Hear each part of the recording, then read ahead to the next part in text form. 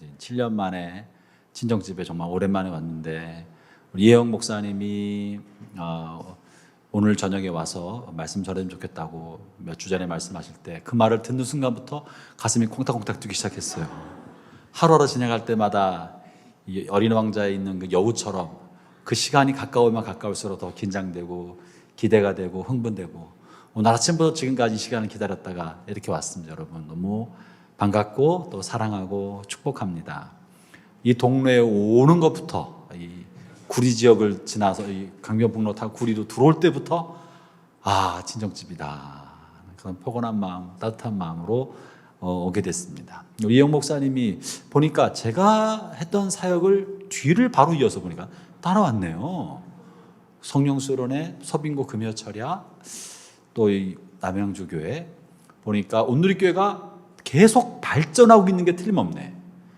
후배가 선배보다 나으니까 선배보다 더 나은 분 사역을 하고 있고 훌륭한 분이 계신 거 보니까 온누리교회가 계속 성장하고 있는 거예요. 제가 여기 올 때 전어도 제 위에 있는 선배의 발자취를 그대로 따라왔어요. 남양주 교회를 시작했던 이기훈 목사님. 이기훈 목사님 한 걸 좀 그대로 또 어떻게 일이 그렇게 됐거든요. 그분이 성령 수련회 했었고 금요철야 했었고 제가 그분 금요철야 할 때 헬퍼로 했다가 금요철야 이어갔고 그때도 선배보다 후배가 나은 것 같았어요. 역시 또 오시더라고요. 이 말을 전해주세요. 온누리교회는 발전하고 있다. 후배가 더 낫다는 얘기는 하지 마시고 발전하고 있는 것 같더라. 너무 반갑습니다. 교회가 저희 지금 섬기는 데가 자양동에 있잖아요. 요한서울교회가 상가교회로부터 시작해서 제가 들어가서 2년 지날 때 건축을 결정해서 건축을 시작하고 2년 전에 2년 동안 2년 6개월 동안 건축하고 2년 전 이맘때에 코로나가 일어나기 직전이죠. 이맘때에 입당을 했습니다. 잘 예쁘게 잘 지어놔서 입당하자마자 이제 코로나가 터져서 지난 2년 동안 개업하고 바로 휴업을 한 그래서 한참 전도해야 될 때 문 앞에는 외부인 출입 금지, 들어오지 마세요. 외부인 오지 마세요. 신천지 출입 금지 이런 걸 하면서부터 해서 2년을 지나왔습니다. 그러고 보니까 부임한 6년 반 정도 지났는데 뭘 했는지 모르게 그냥 지나온 것 같아요. 코로나가 지난 2년 동안 많은 어려움과 아픔을 주었고 또 목회하는 모든 목사님들이 그럴 것 같아요. 목회뿐만 아니라 삶의 많은 자리에서 힘든 시간을 보낸 분들이 대단히 많다는 것을 계속 느껴갑니다. 처음에는 작년만 해도 왜 정부가 교회에 대해서 이렇게 힘들게 만들고 신천지나 8.15 집회나 이런 걸 통해 교회를 타겟팅한 것처럼 생각이 됐는데 실제로는 교회뿐만 아니라 오히려 교회보다는 생존의 문제에 관련된 많은 상공인들, 상인들이 이 생존의 절벽 속에 몰려가면서 어려움을 겪은 게 사실입니다. 그리고 이 끝없는 이 어려움, 경제적인 어려움 때문에 인생의 벼랑 끝에 몰린 분들도 많았고 또 해결의 기미가 보이지 않고 코로나 팬데믹이 지난 2년 동안에 코로나 팬데믹으로 확진을 받은 사람이 2억 7천만 명이랍니다.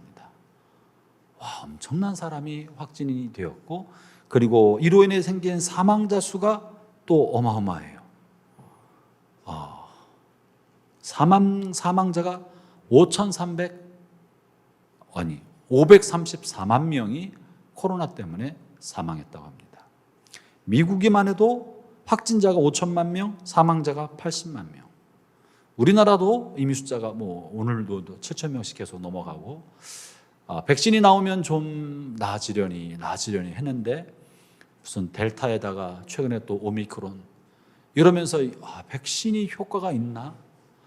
우리가 백신 2차 접종만 하면 11월 달부터 시작된 위드 코로나 때문에 이제는 좀 나아지겠다.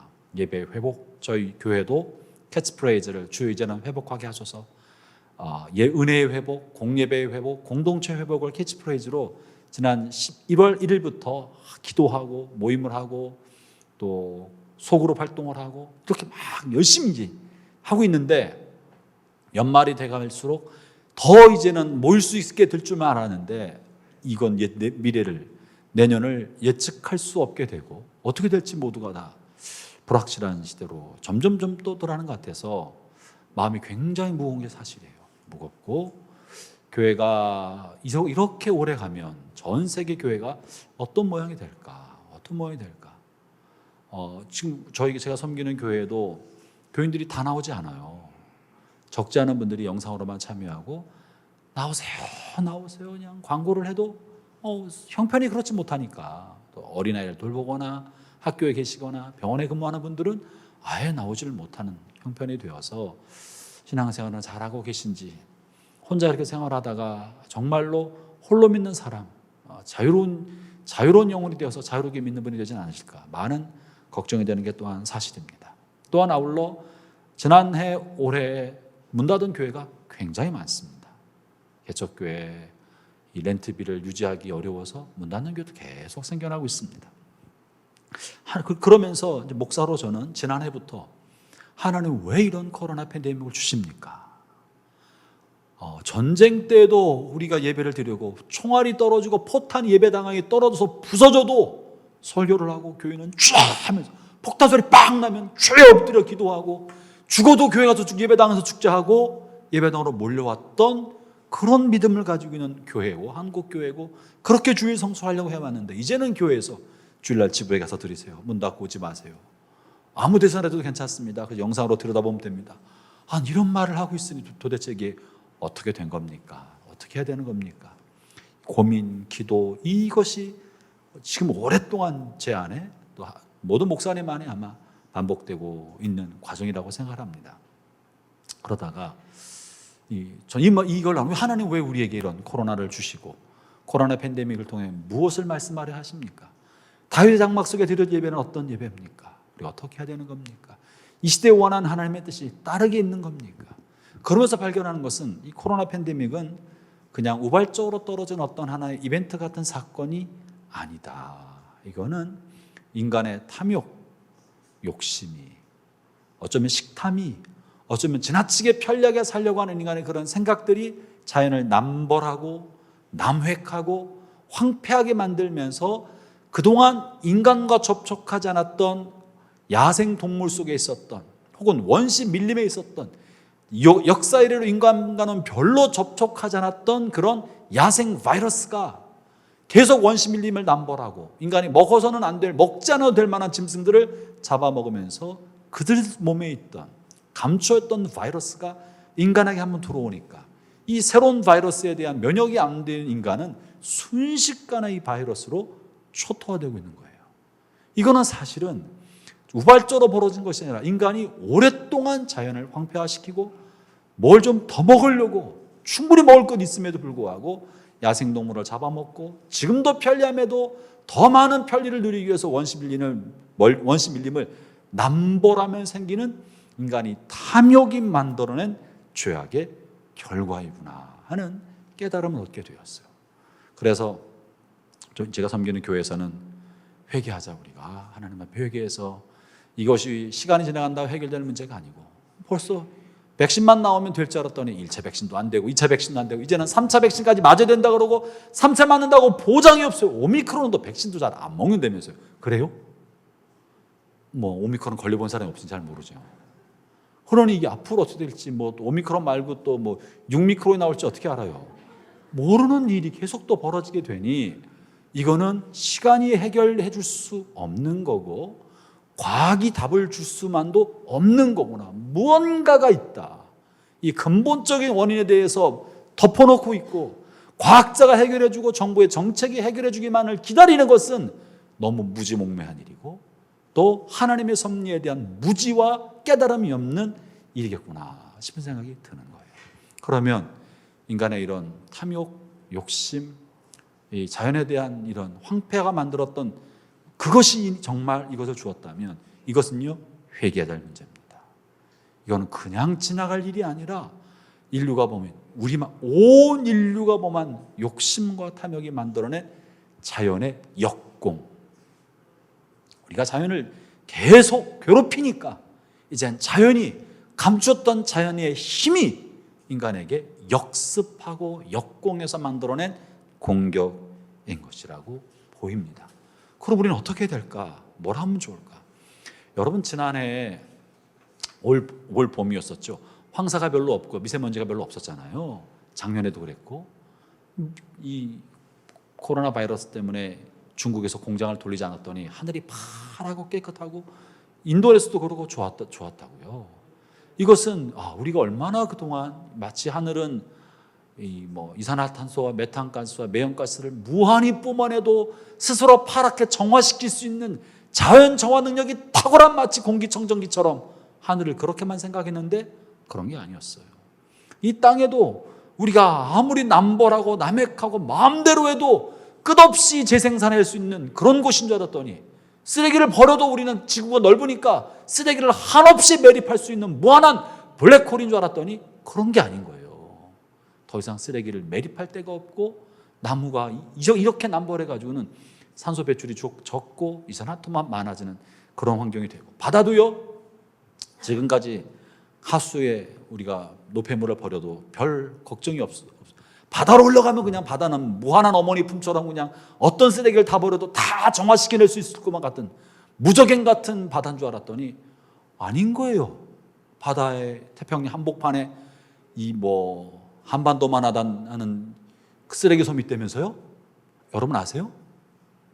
엄청나게 큰 한반도만한 쓰레기 섬이 만들어졌더니 이건 바다는 무한정 우리의 이 오염물질을 받아내는 무한한 무적행 같은 하수구가 아니구나.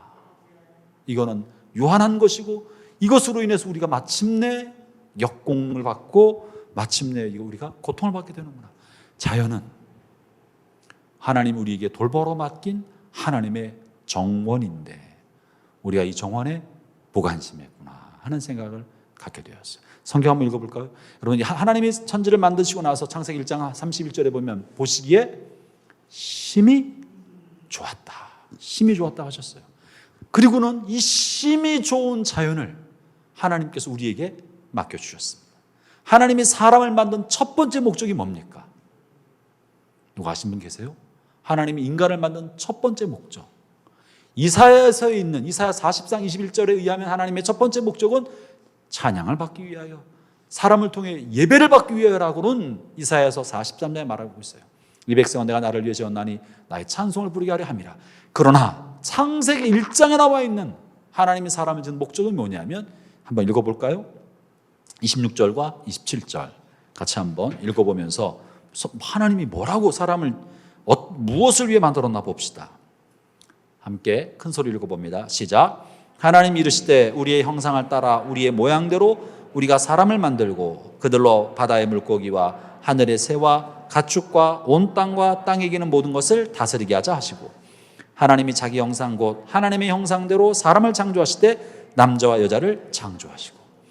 하나님이 어떤 목적으로 남자와 여자를 만드셨는가 하면 하늘과 땅과 모든 걸 만들고 다스리게 하자. 다스리게 하자.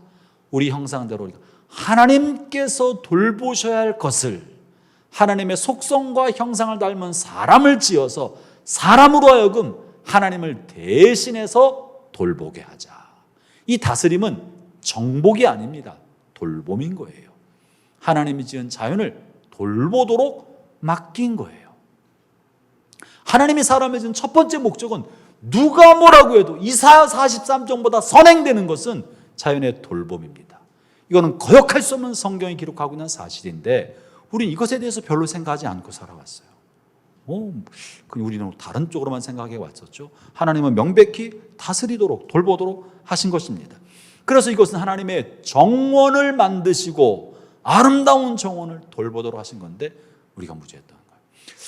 그러고 보니까 사람의 죄는, 우리는 이 사람의 죄에 대해서 좀 간과하고 있었는데 네 가지 종류의 죄가 있어요. 하나는 우상숭배, 하나님에 대한 거역과 같은 영적인 죄가 있습니다. 살아계신 하나님을 의식하지 않고 살아가고 우상을 숭배하며 살아가는 것, 영적인 죄예요. 두 번째 죄는 살인, 폭력, 다른 사람을 해코지하고 고통을 주고 아프게 만드는 도덕적 범죄. 살인, 폭력, 거짓, 음란, 악행, 속임, 도덕질, 이런 십계명에 나와 있는 인간에 관련된 도덕적 범죄예요. 이 두 가지만 있는 것이 아니라 사회적 범죄도 있습니다. 이 사회에서 법률적으로는 죄라고 말하지 않지만 하나님이 그에게 준 권력이나 힘을 가지고 하청업자나 아랫사람에게 함부로 하는 것, 갑질하는 것, 사회적 불평등을 만들어서 빈익빈 부익부가 사회 구조적으로 만들어서 누군가는 너무너무 고통스러운 절대 빈곤층에 살아가고 어떤 사람은 부유한 삶을 살아가는데 이들을 돌보지 않는 것. 이거는 법률적으로는 범죄가 아니어도 하나님의 관점으로는 죄예요, 죄가 아니에요. 이게 왜 죄냐 할 사람들이 있을 거예요. 그러나 명확한 죄는, 여러분 나사로와 부자의 비유를 보면 명확해집니다. 부자가 천국 갔어요, 지옥 갔어요? 지옥에 갔어요. 그죠? 나사로는 천국 가고 부자는 지옥 갔어요. 그러나 이 부자가 왜 지옥 갔는지 성경에는 언급이 없어요. 누가복음 읽어보면 부자가 잘못한 게 없어요. 지나가다가 거지 나사로를 발로 차거나 저리 가, 들어오, 이렇게 말한 적이 없어요. 부자가 음란을 했다거나 한 것도 없고 남의 것을 도둑질해서 부자가 된 것도 아니고 남의 물건을 빼앗아 부자 되는 것이 없어요. 아무것도 없어요. 다만 이 거지 나사로가 부잣집에서 떨어지는 음식물 부스러기로 연명하고 살다가 죽었다. 이 말은 뭐냐면 부자는 실컷 잔치하고 먹고 살면서도 집 앞에 있는 거지 나사로를 돌봤다, 안 돌봤다? 안 돌봐서 그가 굶주림과 배고픔과 병듦 속에 죽어가게 방치한 거예요. 다른 죄가 없어요. 여러분 본문을 읽어보면 압니다. 그런데 부자가 지옥 갔어요. 어떤 사람은 굳이 그렇더라고. 그 부자가 예수 안 믿어서 그렇다. 아니, 성경이라는 말이 안 써 있으니까 그건 우리 말하지 말고, 주님이 말씀하신 그 비유를 통해 주님께서 말씀하시고자 하는 의도는 자기가 갖고 있는 부를 가지고 다른 사람을 베풀거나 돌보지 않고 자기만을 생각하고 살아가는 것은 범죄다 하는 거예요. 이것이 사회적 범죄예요. 도덕적으로 나쁜 짓을 하지 않았어도 사회적 책임을 다하지 않은 것. 전쟁도 그런 것입니다. 이런 사회적 갑질하는 게 그런 겁니다. 뿐만 아니라 이제 우리가 발견하고 깨달아야 할 네 번째 죄는 생태계적 범죄인 거예요. 이거 사회적 범죄는 아니에요. 도덕적 범죄도 아니고 영적인 범죄도 아니에요. 그러나 이 피조 세계가 하나님의 정원이라면 하나님이 심히 기뻐하고 아름답게 여길 만큼, 심히 흡족하게 여길 만큼 하나님의 정원이고 이 정원을 우리에게 돌보도록 맡기셨다면, 그런데 우리가 이것을 돌보지 않고 하나님의 정원을 황폐하게 만들고 하나님의 꽃밭을 마음대로 꺾고 하나님의 꽃밭을 더럽히고 자기 마음대로 오염시켰다면, 하나님의 집에 흐르는 하나님의 연못에 우리가 함부로 쓰레기를 버렸다면, 여러분 이것은 하나님을 향한 인간의 범죄입니다. 그러므로 생태 문제에 대해서 우리가 오염을 시키거나 방치하고 있는 것은 그냥 지나가도 될 만한 일이 아니라 명확한 범죄다. 구약시대, 목사님 성경에 그런 게 있습니까? 없어요. 성경이 없기 때문에 고민스러운 거예요. 성경을 기록했던 선지자들 시대에는 자연에 대한 오염과 생태계 문제가 있었어요, 없었어요? 없었어요. 그 당시는 이게 문제가 되지 않았어요. 오염시킬 만큼 사람의 숫자가 많지도 않았고 남벌하지도 않았어요. 그러나 산업혁명이 되면서 인간의 기계를 쓰고 대량 생산을 해내면서 이산화탄소를 발전시키고 기계를 돌리면서 인간의 편리한 삶을 추구해 가면서 하늘을 오염시키고 땅을 오염시키고 바다를 오염시키게 되었습니다. 이 모든 것은 조금 더 편리하게 살려는 인간의 욕심이 하나님의 정원을 오염시키고 돌보지 않고 황폐화시키고 함부로 남백, 남획, 남벌하게 만드는 일을 한 것입니다. 그것이 오늘날까지 이어진 거예요.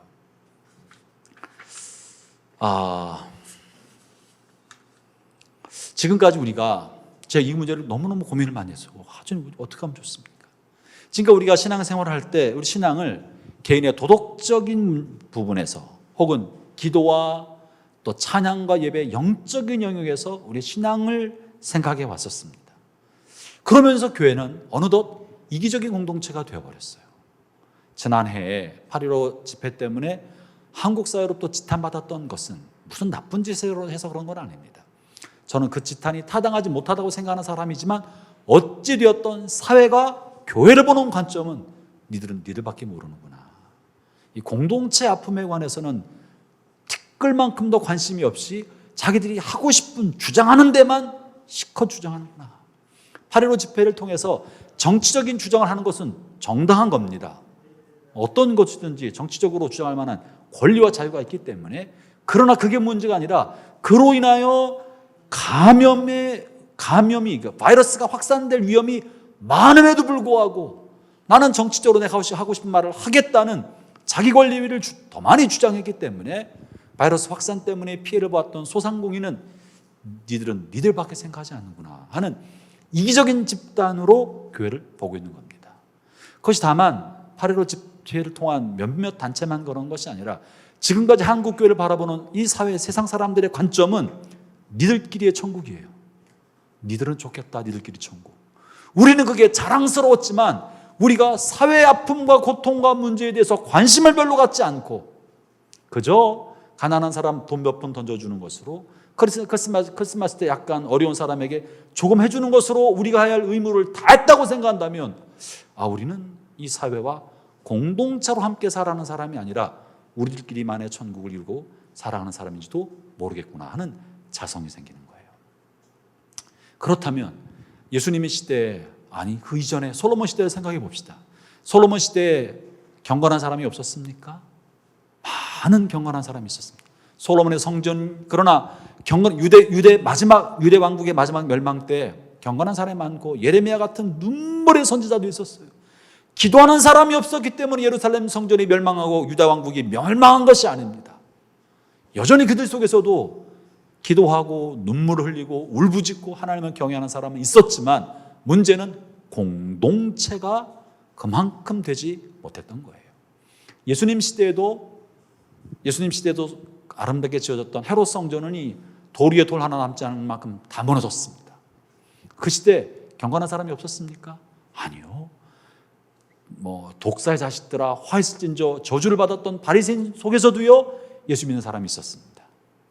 니고데모 같은 경건한 사람이 있었고, 예수님을 십자가에 못 박도록 선고를 하도록 부추겼던 사내들인 공회원 안에서도 아리마대 사람 요셉과 같은 경건한 신도가 있었어요. 있었어요, 없었어요? 있었잖아요. 개인 한 사람 한 사람은 이렇게 훌륭한 사람, 경건한 사람이 있었습니다. 그러나 공동체가 그러지 못했던 거예요. 이걸 통해 우리는 개인의 경건함만 가지고 공동체가 건강해지는 것은 아니다. 우리가 나 한 사람의 신앙이 뜨겁고 반듯하게 살면 이 나라와 사회가 지탱할 거라고 생각하는 건 착각입니다. 하나님이 심판하실 때는 공동체의 성숙을 보는 거예요. 유다가 멸망한 것은 기도하는 사람 한 명이 없어가 그런 것이 아니라 공동체가 음란과 우상숭배로 공동체적인 분위기가 그렇게 돼 있고 공동체 흐름이 그래서 그랬던 것이에요. 오늘날도 한 교회 한 교회나 나 개인의 경건만이 아니라 우리 사회가 하나님께서 우리가 맡긴 자연 환경에 대한 존엄한 책임감과 책무의식을 가지고 있지 않으면 우리 한 사람 한 사람이 경건한 삶을 살아가도 하나님은 인류 전체를 향한 심판을 멈추지 않으실 것입니다. 이것이 제가 지난 2년 동안 기도하면서 하나님이 제게 주신 깨달음이에요. 공감하세요? 제 마음 굉장히 무거워요. 난 친정집에 가서 내가 무슨 메시지를 해야 되나 고민을 했겠어요, 안 했겠어요? 했어요. 친정 식구들 위로해주고 싶고 나 7년 동안 잘 살았어요, 나 얼만큼 행복하게 살았는지도 보여주고 싶었는데 근데 언제 또 올지 모르잖아. 언제 내가 다시 올지도 모르고. 그럼 내가 목사인데 놀러 온 게 아니라 하나님의 말씀을 전한 사역자로 하나님이 나를 세우셨다면 주님, 내가 우리 남양 성도들의 전달할 하나님의 메시지가 뭡니까? 원래 이 말씀이 아니었어요. 원래는 다른 본문의 말씀이었잖아요. 회복에 관한 이야기, 희망에 관한 이야기를 나누려고 했는데 어제 그제 오늘 아침에 하나님이 제 마음을 바꾸셔서 내가 지금 전해야 할, 제가 목사로 하나님의 말씀을 받은 사람으로 이 사회와 한국교회와 주변에 전해야 할 내 메시지는 공동체적인 책임을 다하고 이 코로나 팬데믹에서 우리가 해야 할 일이 무엇이며 교회는 이 문제를 어떻게 해야 할지 하나님의 음성을 전해야 되겠다는 마음이 제 안에 가득하기 때문에 여러분 이 말씀을 드립니다. 이 자연 환경은 하나님 우리가 맡긴 정원이고 교회는 정원직입니다. 우리가 맡은 일은 영혼 구원하는 일만은 아닙니다. 우리가 해야 할 일은 가난하고 병든 사람에게 먹을 것과 빵을 주는 것만은 아닙니다. 옛날 구약시대, 예수님 시대에는 환경 문제가 되지 않을 만큼 그런 사회였었기 때문에 환경에 관한 이야기를 쓸 필요가 없었어요. 오늘날 이거는 하나님의 정원이 이만큼 황폐해졌기 때문에 이 문제가 성경에 기록되지 않았다고 해서 방임하고 있다면 이거는 큰 오산입니다. 인간을 지은 첫 번째 목적이 하나님이 지으신 정원을 돌보라고 그랬는데 이것을 우리가 망각하고 살아왔다면 이 시대에 이것이 하나님의 심판이라고 믿어지는 거예요. 아, 그래. 우리가 그동안 산업화 때문에 좀 더 많이 벌고 편리하게 살고, 아니 이만큼 먹으면 잘 먹고 사는데 무슨 거기다가 박쥐고기를 먹는다고, 거기다 무슨 이름도 모르겠어, 이상한 짐승고기를 먹겠다고. 안 먹어도 될 걸. 아니 고기만큼 먹으면 많이 먹잖아요. 그죠? 여러분 고기 많이 드시잖아요. 아, 요즘 채식하시나? 근데 고기를 더 많이 먹게 하려고 돼지를 우리에 가둬가지고 뭐 사료만 주고 사료만 주고 꼼짝 못하게 하는 돼지우리 속에 키우는 고기가 많고, 닭도 방사하면서 잘 키우는 분도 계시지만 닭장 안에 한 발도 태어나서 한 발도 걸어보지 못한 닭, 그러다가 알만 낳고 죽어간 닭이 얼마나 많고, 좀 더 많이 먹으려고 하는 인간의 욕심이 하나님이 돌보라고 준 자연의 모든 것을 인간의 탐욕을 위한 수단으로 만들고 살아왔어요. 하나님 이것을 이 시대에 깨닫게 주어서 우리로 하여금 생각을 좀 바꾸게, 자연을 돌보도록 하시려는 것이 하나님의 뜻이라고 저는 그렇게 믿습니다. 오늘 본문에 말씀하는 게 그거예요. 본 말씀 읽기 전에요, 최근에 벌어지고 있는 수많은 것들은 다 자연이 고통을 받으면서 몸부림을 치면서 인간에게 주는 역공, 역습, 호소라고 여겨져요. 지난해 여름에 엄청난 홍수가 많이 일어났습니다. 100년 만에 오는 홍수라고, 어떤 분은 1000년 만이라고, 중국에 그런 홍수도 있었고. 잠깐 한번 영상 한번 볼까요? 지난 여름의 일입니다. 100년 만에 기록적인 폭우로 수십 명이 목숨을 잃을 정도로 물 폭탄이 세계 곳곳을 강타하고 있습니다. 이 극단적인 기후 변화는 지구라는 생명체가 인간을 향해 외치는 소리 없는 구조 신호입니다. 이어서 임소정 기자입니다. 무너져 내린 주택 잔해들이 떠다니고 도로도 전기도 끊겼습니다. 서유럽의 시간당 최고 160mm 물폭탄이 쏟아지면서 90여 명이 숨졌습니다. Wasser weiter runter sind sogar Häuser weggeschwommen. Also es ist Notstand wie im Zweiten Weltkrieg. 폭우의 원인도 뜨거워진 지구입니다. 1990년대 매년 330억 톤이 녹던 그린란드의 빙하는 2000년대 들어 2300억 톤으로 녹는 속도가 7배나 빨라졌습니다. 북극 기온이 올라가 중위권과의 차이가 줄어들면서 대기와 해수의 흐름이 느려졌고, 특정 지역의 뜨거운 열이 갇히는 열돔 현상도 더 강해졌습니다. 또 더 많아진 수증기는 폭우를, 뜨거워진 바닷물은 태풍을 일으킵니다. 지구의 온도 조절 기능이 고장난 겁니다. 원인은 인류가 뿜어내는 탄소. 한 해 평균 364억 톤의 탄소를 배출하는데 중국과 미국, 인도가 그중 절반을 차지하고 한국도 9위에 올라 있습니다. 국제사회는 2050년까지 탄소 배출을 0으로 만든다는 목표를 세웠습니다. 지구 온도의 상승 폭도 산업화 이전과 비교해 1.5도 이상 올리지 않기로 했습니다. Carbon must have its price because nature cannot pay the price any longer. 하지만 탄소 배출량은 최근 20년간 50% 증가했고 지구 기온은 이미 1.1도 올랐습니다. 이 속도라면 20-30년 안에 지구에서 사람이 살기 어려워질 거라고 전문가들은 경고합니다. 이도가 초과하게 되면 육상 동물 같은 경우에 절반 정도로 개체수가 감소하는 비율이 8% 정도 증가할 거고, 많은 동물들이 멸종 위기에 처하게 되고요. 미국은 최근 친환경 에너지 분야에 투자를 늘렸고 유럽연합도 탄소 국경세를 도입하기로 했습니다. 기업들도 탄소 저감에 나서고 있지만 산업 구조를 단기간에 바꾸기란 쉽지 않습니다.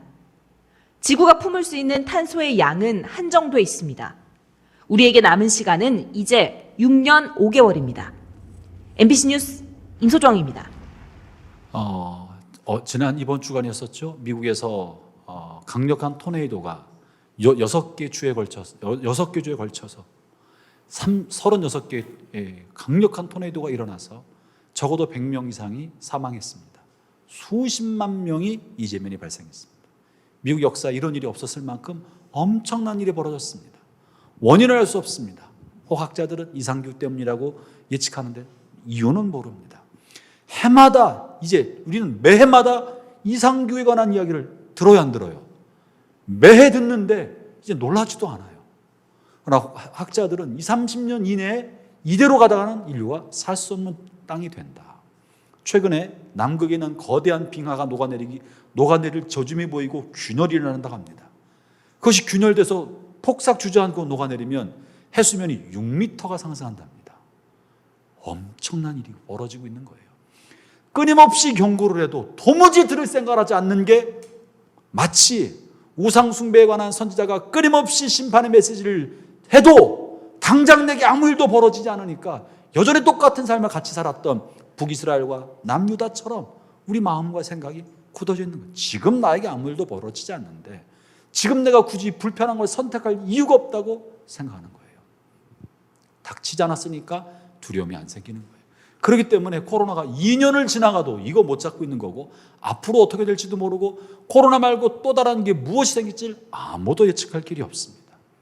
이런 이상기후 문제 혹은 이런 것들이 하나님께서 세운 하나님의 백성인 교회가 하나님의 정원을 돌보자는 것 때문에 생긴 거다. 그러면 이것은 교회의 직무유기다라고 말하면 제 말이 좀 심한 겁니까? 하나님의 백성인 하나님의 성도인 우리가 하나님의 땅을 돌보자는 생긴 우리의 특별히 그리스도인의 범죄다라고 말하면 지나친 겁니까? 요즘 저는 자꾸만 그런 생각이 드는 거예요. 우리가 너무 신앙을 개인적인 차원에서만 교회 공동체 안에서만 생각했지 전 인류가 하나의 공동체라는 생각을 별로 하지 않고 살아온 거예요. 이렇게 생각해 보면 어떤 분은 이렇게 얘기해요. 목사님 이것은 지구 종말이 갖고 왔다는 거고 하나님의 심판의 날이 갖고 왔다는 것을 말하는 거 아닙니까? 그럴 수 있다고 생각해요. 그럼 우리가 돌보지 않아 생긴 이 심판은 어떻게 하면 좋겠습니까? 어차피 목사님 하나님이 지구를 심판하시고 불과 이왕으로 심판한다고 하셨으니 이 종말의 때가 가까운 걸 보면 우리가 더 많이 전도하고 더 많이 거룩한 삶을 살고 더 많이 경건하고 개인의 영성에 집중해야 되지 않겠습니까? 결국 지구는 하나님의 심판 때문에 불바다가 될 텐데 왜 우리가 어차피 불바다 될 이 지구를 돌봐야 합니까? 더 많이 영적으로 거룩해지고 경건해지는 것 이것에 집중해야 되지 않습니까? 라고 묻는 분이 계십니다. 그렇다고 생각합니다. 둘 중에 하나일 거예요. 하나는 이 지구상 문제, 내 심령 바깥의 문제, 우리 교회 바깥의 세상 문제, 사회적 문제, 환경, 생태계 문제 어차피 지구는 멸망을 향해 가니까 나는 관심하지 않겠다. 현실과는 난 상관없다. 나는 그저 내 가족, 내 교회, 나의 삶만 현실 도피, 사회 문제에 대한 회피 이렇게 여기고 살아갈 수도 있습니다. 반면에 이 지구촌은 하나님의 정원이고 이 사회는 하나님께서 우리에게 맡긴 자리고 하나님의 나라가 임하여야 할 곳은 우리의 삶의 한복판이고 주님께서 재림하셔서 이 모든 것을 불태우고 새하늘과 새 땅을 만든다 할지라도 우리에게 맡긴 책임을 주님 오실 때까지는 다해야 되지 않겠습니까? 주님이 내일 심판하셔서 불러 만든다 할지라도 주님이 심판하실 때까지는 우리가 맡겼으니까 최선을 다해야죠. 우리가 집 이사 갈 거, 내년에 집 이사 갈 걸 계획해 놓으면 오늘부터 청소 안 해요? 내년에 이사 갈 계획이 있으니까? 10년 후에 죽을 예정이면 오늘부터 막 먹어도 되는 거예요? 아니잖아요. 비록 내일 내가 이 땅을 떠나도 내 몸을 최선을 다하고 내일 집을 비워도 오늘 밤을 깨끗이 치우고 자잖아요. 하나님이 내일 지구에 종말을 오고 주님 재림하셔도 우리가 맡긴 지구를 최선을 다해 돌보고 책임을 다하는 것이 주님 오실 때 부끄럽지 않게 서는 길이 아니겠나 싶은 생각이 드는 거예요. 지금까지 우리가 이 생태계 문제를 중요한 문제로 여기지 않았는데 이 코로나로 온 세계 교회를 신음하게 하면서 하나님이 교회의 관심을 개인의 영혼과 사회의 가난한 사람 문제를 사회적 책임을 넘어서 환경 창조 세계에 관한 돌봄의 문제로 확장시켜서 어쩌면 주님의 날 새하늘과 새 땅 이 땅에 더 많이 가까웠기 때문에 우리라고 이것에 대한 의식을 일으키게 하는 게 아닌가, 저는 그렇게 생각합니다. 오늘 본문이 그거예요. 로마서 8장 19절과 23절을 보세요. 거기 보면 피조물이 고통하고 있다라는 말을 해요. 몸살을 앓고 있는 거예요. 왜 고통을 합니까? 나무가 무슨 고통을 해요? 하늘의 새가 왜 무슨 고통을 합니까? 그러나 고통하고 있다. 이들이 고통하면서 바라고 있는 소망, 그들의 희망, 그들의 꿈, 그들이 오매불망 바라는 거 뭐냐? 예수 믿는 사람들이 나타나는 거라고 말을 합니다. 다시 한번 읽어볼까요? 19절부터 23절 제가 읽을 테니까 한번 보세요. 피조물이 고대하는 바는 하나님의 아들들이 나타나는 것이니 피조물이 허무한데 굴복하는 것은 자기의 뜻이 아니요 오직 굴복하긴 이로 말미암음이라. 그 바라는 것은 피조물도 썩어짐의 종로로 타는 데서 해방되어 하나님의 자녀들의 영광의 자유에 이르는 것이니라. 다시 19절 다시 보겠습니다. 피조물이 고대하는 바는 하나님의 아들들이 나타나는 것이니. 이거는 예수님을 말하는 게 아니고요, 우리를 말하는 그리스도인 하나님의 자녀들이 나타나기를. 무슨 말입니까? 하나님의 자녀들이 피조물의 고통받는 것을 헤아리고 그들을 이런 이 황폐화된 자연과 오염된 자연과 무너져가는 자연을 보존시키고 지켜서 하나님이 본래 만들었던 하나님의 정원의 아름다움을 회복시키기를 바라는 거예요. 그랬다가 주님이 재림하실 때 잘 돌봤던 그곳을 하나님이 더 낫게 만들어 주지 않으시겠습니까? 사랑하는 형제자매 여러분, 우리는 이 피조물의 고통을 들어야 합니다. 그리고 우리의 책임을 다해야 합니다. 사실 이렇게 말씀드리면요, 쉬운 일이 아니에요. 저도 그럼 목사님 뭘 어떻게 해야 됩니까? 그렇다면 우리가 지금까지 편리하게 하기 위해서 사용해왔던 것들을 줄여야 합니다. 플라스틱 이렇게 써가지고는 해답이 없습니다. 플라스틱 우리의 삶을 굉장하게 편리하게 만들어줬지만 플라스틱만큼 땅을 황폐하게 시키고 바다를 오염시키는 게 없을 만큼 플라스틱 배출량은 어마어마합니다. 이걸 줄이지 않으면 이 땅이 다 썩 황폐해지고 바다가 다 오염이 되고 바다로 한없이 흘러갑니다. 미세 플라스틱이 강바닥에 쌓이고 그것을 물고기가 먹고 분해되지 않는 미세 플라스틱은 우리 몸에 들어와서 우리 피 속에 세포 속에 곳곳에 박히게 돼서 마침내 우리를 병들게 만듭니다. 우리 스스로 그렇게 만들어가고 있는 과정인 거예요. 이산화탄소를 내뿜고 에어컨을 만들어서 프레온가스가 오존층을 크게 만들더니 이제는 탄소 때문에 석탄, 석유 이런 물질들이 만드는 이산화탄소가 결국은 온실효과 때문에 지구 온도를 높이는 거예요. 이거는 굉장히 시급한 문제입니다.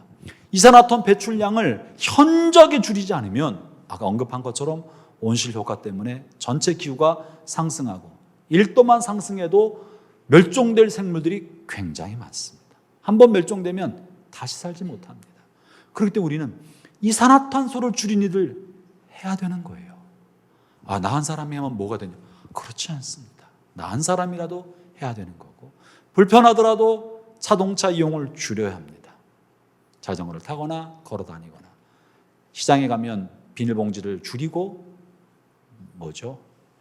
시장 바구니를 들고 다니고, 플라스틱 재활용이 되도록 투명 플라스틱을 만들어서 다 재회수될 수 있도록 만들어주고. 제가 보니까 저는 그냥 분리수거 던져놓으면 알아서 다 되는 줄 알았더니 그게 아니더라고요. 여러분, 플라스틱을 그냥 플라스틱 박스에 넣어가지고 보내면 그 중에 대부분은 재생되지 않고 그냥 쓰레기 처리되는 거 아세요? 제가 이제 플라스틱 재활용하는데 영상을 봤더니 우리가 분리수거업자들이 가져가잖아요. 그럼 그거를 컨베이어 벨트에 쏟아가지고 쫙 흘려보내요. 그러면 플라스틱이 쭉 지나가는 컨베이어 벨트에 지나가면서 그렇게 그걸 걸러내는 노동자들이 그 중에 깨끗한 것만 집어내서 그분 손에 닿으면 재생 플라스틱으로 되고, 그분들이 건져내지 않으면 쓰레기로 처리돼서 그냥 똑같이 땅에 묻힙니다. 실제로 대부분의 플라스틱은요, 땅으로 묻힙니다. 왜냐하면 너무 더럽기 때문에. 그것을 재생하려면 라벨을 뜯어내고 물로 씻고 이 과정이 너무 번거로우니까 안 하고 깨끗한 플라스틱만 건져내서 대부분 쓰레기로. 그러니까 쓰레기 분리수거한다고 나눠 넣어봐야 제대로 분리수거하지 않으면 재생도 안 되는 게 너무나 많은 거예요. 불편하더라도 깨끗이 씻고 라벨을 띄어서 깨끗한 투명 플라스틱을 버려야 하고, 종이도 테이핑이 쳐 있으면 그 테이프 누가 뜯어요? 택배 박스에 테이프 붙어 있으면 그걸 그냥 해선 재생이 되지 않는 거예요. 뜯어내야 되는 거예요. 그래야 종이가 재생될 수 있는 거지, 그냥 상자에 종이 넣는다고 되는 게 아닌 거예요. 우리가 하나님의 정원을 돌보는 책임을 맡은 사람으로 자기를 인식한다면 우리의 삶을 좀 불편하게 하더라도 재활용할 수 있도록 분리수거하고 돕고 이산화탄소를 줄이고 플라스틱을 안 쓰는 방향으로, 일회용 배달 음식 덜 시켜 먹고 안 쓰는 방향으로 살지 않으면 우리는 어쩌면 하나님 앞에 섰을 때 영혼 구원한 것으로 인해 칭찬받고 예배 잘 드리는 것으로는 박수 받을지 몰라도 너 내가 맡긴 정원은 잘 돌봤냐 하시면 부끄러울지도 모릅니다. 곧 한 해를 마무리하고 새해가 들어오는데 저나 여러분, 하나님 우리가 맡긴 이 땅을 잘 돌봐서 우리 후손에게 물려주고 하나님 보시기에도 부끄럽지 않은 삶을 살아가는 저와 여러분 되었으면 좋겠습니다. 마지막 성경 하나 읽고 마치려고 합니다. 이 하나님 만든 피조물도 얼마나 감격적으로 찬양하고 기뻐하고 즐거워할 수 있는지, 이사야서 44장 23절에 이런 말씀이 있는데요. 이 피조세계도 그냥 물질이 아닙니다. 이 피조세계도 하나님을 향해 노래하고 찬양하는, 하나님은 이것을 인격체처럼 표현하셨어요. 44장 23절 함께 같이 읽어보겠습니다. 시작. 여호와께서 이 일을 행하셨으니 하늘아 노래할지어다. 땅의 깊은 곳들아 높이 부를지어다. 산들아 숲과 그 가운데 모든 나무들아 소리내어 노래할지어다.